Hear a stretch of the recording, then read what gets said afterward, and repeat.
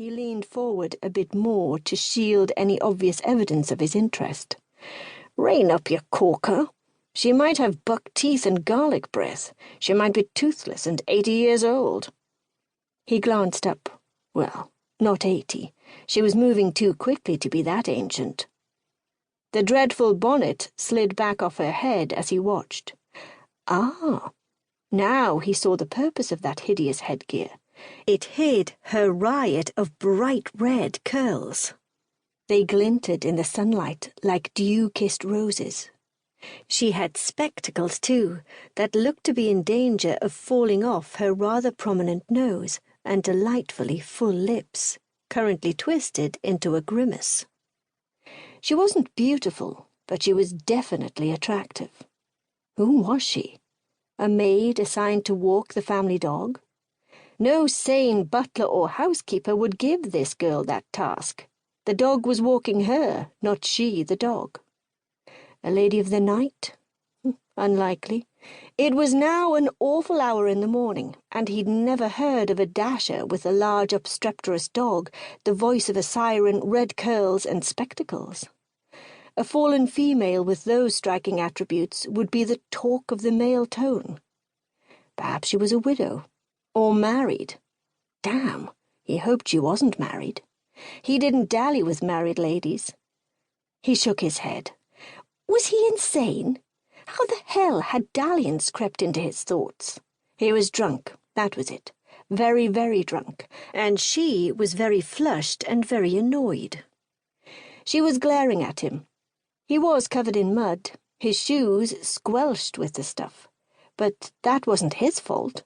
Her dog was to blame. Harry dragged her the last few yards and plopped down at his feet. The girl's brows were the same shade as her hair. She looked more like a flame than a rose, actually. Was she as fiery in bed?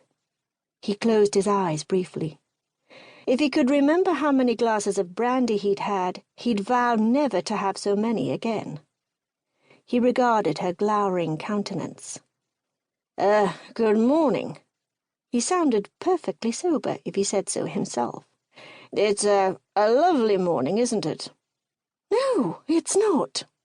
She blew out a short, sharp breath and pushed her hair back out of her face.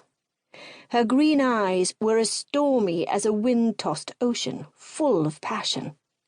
Perhaps he should swear off brandy entirely, though drink had never made him so lustful before. "I mean," she swallowed, obviously trying to get her spleen under control. "That is, yes, it is a lovely morning. How nice of you to say so after Harry caused you to fall into the mud. I apologize for his behavior." That voice. He'd so like to hear it, threaded with need and desire, panting his name. Definitely no more brandy. "He's a sheepdog," the woman said. "I imagine he was trying to herd you away from the puddle, not into it." She reached back to reclaim her bonnet. Oh no, he couldn't let her cover her beautiful curls again with that monstrosity. He plucked the millinery mistake from her fingers and dropped it into the mud, mashing it down with his foot for good measure. "My bonnet!" Lady Anne Marston gaped down at her poor bonnet, flattened under this rude person's shoe. What sort of gentleman attacked a woman's hat? No sort of gentleman. The man might be handsome as sin, with startlingly clear blue eyes and shaggy sun-streaked hair, but handsome is as handsome does. She had learned that lesson beyond hope of forgetting, and destroying a woman's bonnet was not handsomely done. She drew in a breath to tell him exactly what she thought of such behavior, and stopped. Was that brandy she smelled?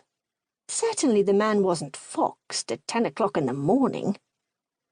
"Your bonnet is an abomination," he said. "It is not!" And now he was insulting her as well. That was her favourite bonnet under his foot. It might not be stylish. She wasn't stylish, but she liked it. She'd had it for years. "You didn't buy it in London, did you?"